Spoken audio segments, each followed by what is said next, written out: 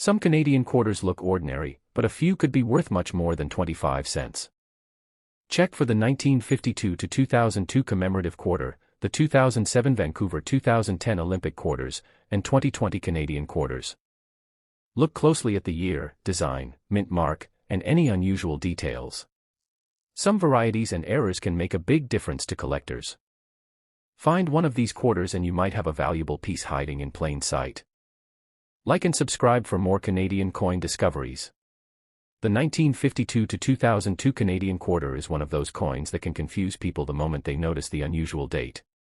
Instead of showing only 2002, this special 25-cent piece carries both 1952 and 2002, marking the 50th anniversary of Queen Elizabeth II's succession to the throne.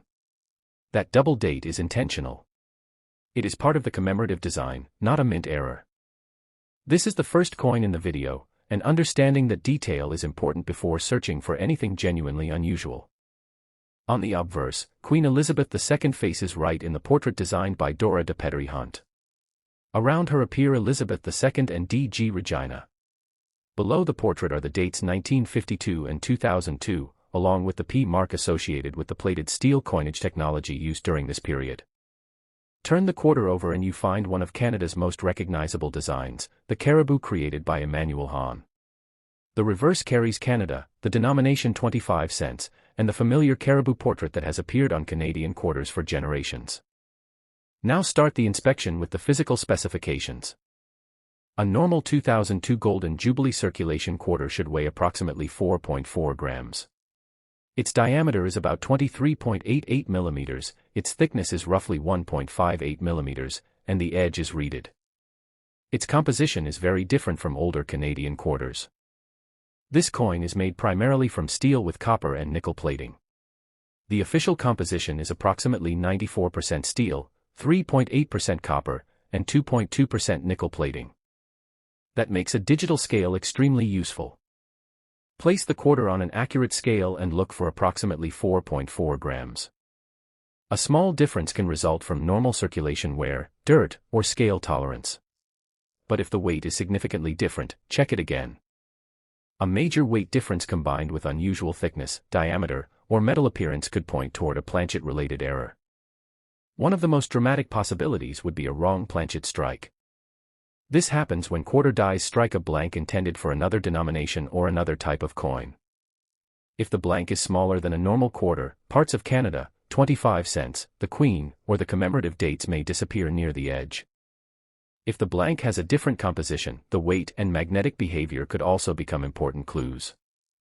Because this quarter is steel-based, magnetism can help with an initial inspection, although professional testing would still be necessary before declaring a major composition error. Next, study the position of the design. An off-center strike occurs when the planchet is not correctly centered between the dies. Instead of the Queen and caribou sitting normally within the rim, the entire design may shift toward one side, leaving an area of blank metal on the opposite side. Small misalignments are less dramatic, but a strong off-center strike that still preserves the 1952 to 2002 dates and denomination can be much more interesting to error collectors. Another possibility is a broad strike. During a normal strike, the collar helps control the diameter and forms the edge correctly. If the collar does not function as intended, the metal can spread farther outward under pressure. The finished quarter may appear wider than normal, and the reeded edge can be incomplete or unusually formed. But do not confuse a broad strike with post-mint damage. Coins trapped in machinery, dryers, or rolling equipment can develop rounded edges, circular scratches, and strange-looking rims. In fact, some 1952 to 2002 quarters are mistaken for errors because they show a circular groove near the rim. That kind of ring can be caused by coin counting or rolling machinery and is not automatically a mint error. Now take a magnifying glass and inspect the dates. Remember, 1952 and 2002 appearing together is completely normal. Instead, look for actual doubling within the numbers, letters, or other design elements. A genuine double die originates during the creation of the die and may show clear separation in parts of the design. Mechanical doubling usually looks flatter, shelf-like, or pushed to one side. The two should not be valued the same way. Next, examine the caribou. Look around the antlers, nose, lettering, and open fields for raised lines. A raised line may indicate a die crack. When a die begins to fracture, metal flows into that crack during striking, leaving a raised feature on the finished coin. If a larger piece of the die breaks away, a stronger raised area can form, sometimes developing into a cud when the break reaches the rim. A scratch is different. Post-mint scratches cut into the surface, while genuine die cracks generally rise above it. Plating errors are another area worth checking. Because the 2002 quarter uses plated steel, an incomplete or abnormal plating layer could potentially create areas with unusual color or exposed base metal. But be cautious.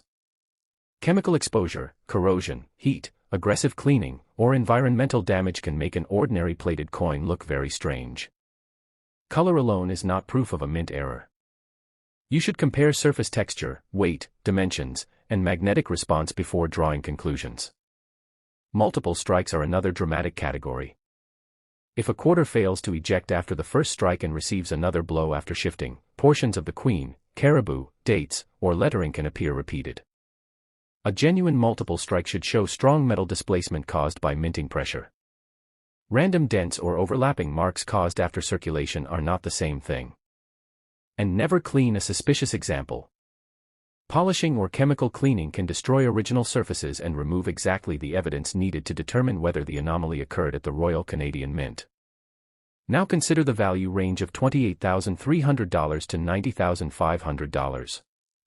A normal 1952 to 2002 Golden Jubilee quarter does not belong anywhere near those figures. The commemorative double date itself is not rare, and ordinary circulated examples have modest collector value. Even a small die crack, common plating irregularity, or minor off-center strike would not automatically justify thousands of dollars. For a coin to enter a serious discussion involving $28,300 to $90,500, it would need to be something extraordinary, perhaps a major authenticated wrong planchet strike, an extreme multiple strike, a spectacular combination of errors, or an essentially unique production mistake with professional certification and intense collector demand. So inspect this first coin carefully. Confirm the 1952 to 2002 commemorative dates.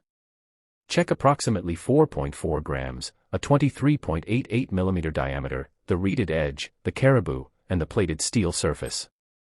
Most examples will be completely normal. But if the weight, metal, strike, and design begin telling a different story, that ordinary-looking Golden Jubilee quarter may deserve much closer attention. And this is only our first coin, because the next Canadian piece brings us to another minting mystery where the most valuable clue may be much harder to notice. What if a 2007 Canadian quarter celebrating Vancouver 2010 looked ordinary, but its weight, strike, or plated surface revealed something that should never have left the Royal Canadian Mint? On these Olympic quarters, the smallest manufacturing clue can completely change the story. This is the first coin in the video, the 2007 Canadian Vancouver 2010 25-cent commemorative quarter. And there is an important detail to understand immediately. Canada did not release just one Vancouver 2010 quarter in 2007. That year, 5 different Olympic and Paralympic sport designs appeared: curling, ice hockey, wheelchair curling, biathlon, and alpine skiing. They were issued several years before the actual 2010 Winter Games as part of a larger commemorative program. So seeing 2007 on one side and Vancouver 2010 on the other is completely normal. Those different dates are not an error. On the obverse, Queen Elizabeth II faces right in the portrait by Susanna Blunt. You will also find Canada, Elizabeth II, and the date 2007. Turn the coin over and the reverse changes depending on the sport represented. Each design celebrates a Vancouver 2010 winter event, normally showing an athlete in action together with the Vancouver 2010 identification and the denomination of 25 cents. Before studying small details, however, begin with the physical specifications. A normal circulation Vancouver 2010 quarter from 2007 should weigh approximately 4.4 grams. Its diameter is about 23.88 millimeters, and the edge is reeded. The circulation version uses 3-ply nickel finish plated steel rather than the silver composition found on certain collector versions. That distinction is extremely important. Special collector pieces were also produced in sterling silver. A silver version can weigh differently from the ordinary circulation quarter, so do not automatically call a heavier coin a wrong planchet error before determining whether you have a legitimate collector issue. For the regular circulation coin, approximately 4.4 grams is your first reference point. Place the quarter on an accurate digital scale. If it reads close to that number, the weight is consistent with a normal piece. If the difference is significant, weigh it again several times. Wear can reduce weight slightly. Dirt or corrosion can affect the reading. But a major difference combined with abnormal diameter, thickness, or color deserves closer examination. One dramatic possibility would be a wrong planchet strike. That occurs when quarter dies accidentally strike a blank prepared for another denomination or another coin type. A smaller planchet might not have enough surface area to receive the entire Olympic design. Parts of the athlete, lettering, date, or denomination could disappear near the edge. The weight would also normally fail to match the standard 4.4 grams. That combination is much more convincing than unusual appearance alone. Next, study the centering of the strike. An off-center error happens when the planchet does not sit correctly between the dies. Part of the Olympic athlete or Queen Elizabeth II may move strongly toward one side while another section remains completely blank. A dramatic off-center strike can be especially interesting when enough of the design survives to identify the denomination, year, and Olympic theme. Now check the edge. Because a normal quarter has a reeded edge, irregular edge formation can provide another clue. During striking, a collar helps control the diameter and forms the edge properly. If that collar fails to contain the planchet, the metal can spread outward. This produces what collectors call a broad strike. A genuine broad strike may look wider than a normal quarter and can have incomplete or missing edge reeds. But damaged quarters can look similar. Coins caught in machinery, dryers, or rolling equipment can develop flattened edges, circular grooves, and strange shapes. Those are post-mint alterations, not Royal Canadian Mint errors. Now take a magnifying glass and examine the athlete, Vancouver 2010 lettering, the date 2007, Queen Elizabeth II, and the denomination. Look for doubling. A genuine double die originates during die preparation and can create distinct separation within letters, numbers, or design elements. Mechanical doubling generally looks flatter or shelf-like and is usually much less significant. Next, inspect for die cracks and die chips. A die used repeatedly under tremendous pressure can eventually begin to fracture. When planchet metal flows into that fracture, the finished coin develops a raised line. A small missing portion of the die can create a raised die chip. If a larger section breaks away near the rim, the result can become a much more dramatic cud. The important word is raised. A scratch usually cuts into the surface. A die crack normally rises above it. The plated steel construction creates another area worth studying. Some collectors find Vancouver quarters with strange gray areas, patchy surfaces, or sections that appear to be missing plating. A genuine plating problem can occur during manufacturing, but environmental damage is much more common. Chemicals, corrosion, heat, salt, and aggressive cleaning can dramatically alter plated steel. So color alone cannot prove anything. Check weight, surface texture, magnetism, and the way the plating ends around the suspicious area. Another major category is a multiple strike. If the quarter receives one strike but fails to leave the press before another impact, the design can appear repeated or shifted. You might see overlapping athletes, doubled outlines, or repeated lettering. A genuine multiple strike should show substantial metal flow and distortion from minting pressure. Never confuse that with dents produced after circulation. And do not clean your suspicious Vancouver quarter. Cleaning can destroy original surfaces and remove evidence needed for professional authentication. Now consider the value range of $22,450 to $81,620. An ordinary 2007 Vancouver 2010 circulation quarter does not command anything close to those figures. The Olympic design itself is not a rare error. Neither is having 2007 on the obverse while referring to Vancouver 2010 on the reverse. A minor die crack, ordinary plating damage, or tiny alignment issue also does not automatically make the coin worth thousands.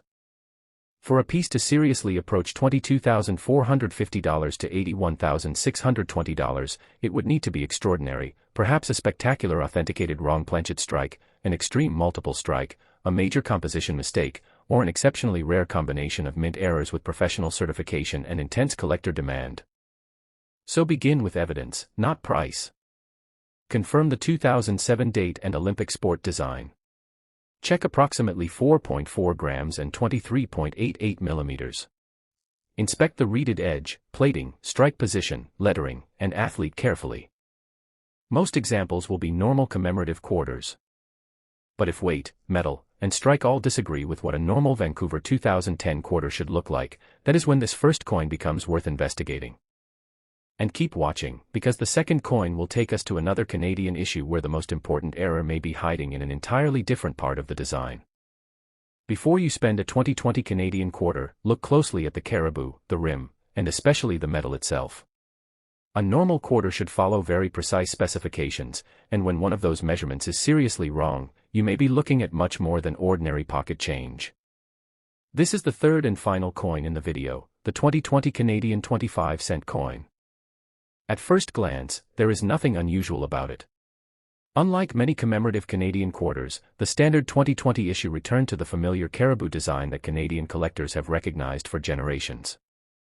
On the obverse appears Queen Elizabeth II facing right, using the portrait created by Canadian artist Susanna Blunt. Around the portrait you will find Elizabeth II and D.G. Regina, along with the year 2020. Turn the coin over and the classic caribou designed by Emmanuel Hahn appears on the reverse, together with Canada and the denomination 25 cents. That caribou design has been associated with Canadian quarters since 1937, although commemorative programs have temporarily replaced it during certain years. For error hunting, however, the first thing you should check is not the caribou. Check the weight. A normal 2020 Canadian quarter should weigh approximately 4.4 grams. Its diameter is about 23.88 millimeters, its thickness is approximately 1.58 millimeters, and the edge is reeded. The circulation coin is made from plated steel, with an overall composition of approximately 94% steel, 3.8% copper, and 2.2% nickel plating. That steel-based construction gives collectors several useful ways to investigate suspicious pieces. Put the quarter on an accurate digital scale. A reading close to 4.4 grams is normal. Minor differences can result from wear, dirt, corrosion, or scale tolerance. But if the coin is significantly heavier or lighter, measure it again. Then compare its diameter and thickness with a normal 2020 quarter. A major difference involving several measurements can be much more important than one strange visual feature. One possibility is a wrong planchet error. This occurs when dies intended for a quarter accidentally strike a blank prepared for another denomination or another type of coin. If the planchet is smaller than normal, the design may not fit completely. Parts of Canada, 25 cents, the Queen's portrait, or the date could disappear near the edge. The weight might also correspond more closely to another denomination. A genuine wrong planchet strike can be dramatic, but it requires more than a strange appearance. Weight, diameter, thickness, composition, and strike characteristics should all support the same conclusion. Now examine the centering of the design. An off-center strike happens when the planchet is not correctly positioned between the dies when the strike occurs. The caribou may be pushed toward one side while part of the opposite area remains blank. Queen Elizabeth II and the surrounding lettering can show the same displacement on the obverse. Generally, a strongly visible off-center error becomes more interesting when enough of the date and denomination remain present to identify the coin. Next, inspect the rim and reeded edge. During normal production, a collar controls the coin's diameter and helps form the edge. If the collar fails to contain the planchet correctly, the metal can spread outward under tremendous striking pressure. The result can be a broad strike. A broad-struck quarter may appear wider than normal, and its reeded edge may be incomplete or improperly formed. But be careful. Coins damaged in industrial machinery, dryers, or rolling equipment can also become wider, rounded, or distorted. Post-mint damage often produces irregular scratches and crushed surfaces, while a genuine broad strike should show metal flow consistent with the minting process. Another spectacular category is a multiple strike. Normally, a quarter receives one strike and is immediately removed. If it fails to eject and moves before receiving another blow, portions of the design may appear twice. Look for repeated outlines around the caribou, Queen Elizabeth II, the date, or the lettering. A real multiple strike should show significant metal displacement created by minting pressure, not simply a shadow-like image. Now take a magnifying glass and inspect the date 2020, Canada, 25 cents, the antlers, the caribou's face, and the lettering surrounding the queen. Look for doubling. A true double die originates during die preparation and can produce noticeable separation in parts of the design. Mechanical doubling usually appears flatter and shelf-like and is normally less desirable to collectors.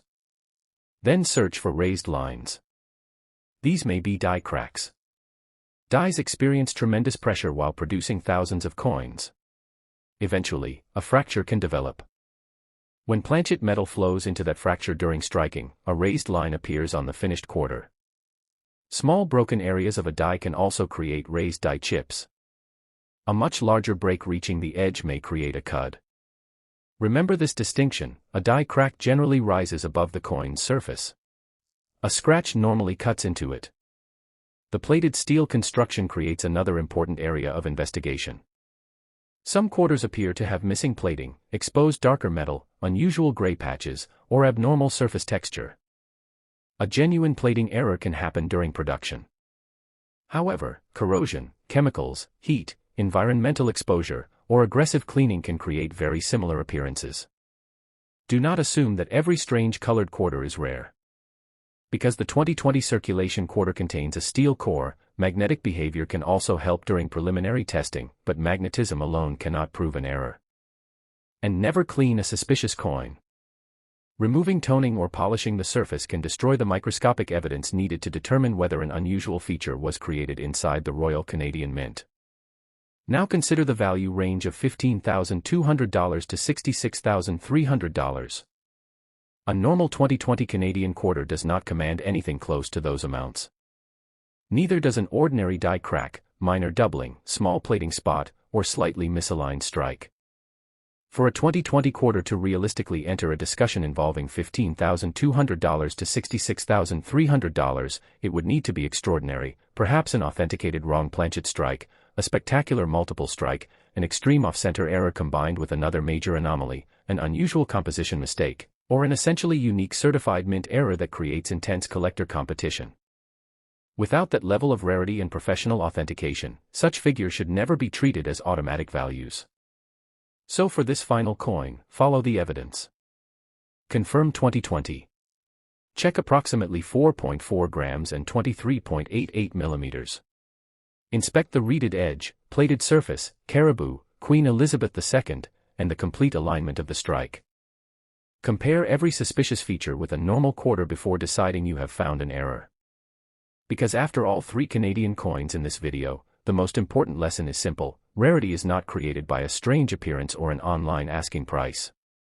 It is created by a genuine manufacturing mistake that can be proven. Check your Canadian change carefully, never clean a suspicious piece, and if the weight, metal, and strike all point towards something abnormal, protect the coin and have it professionally examined. That 25-cent piece could be ordinary change, or the final discovery that makes the entire search worthwhile.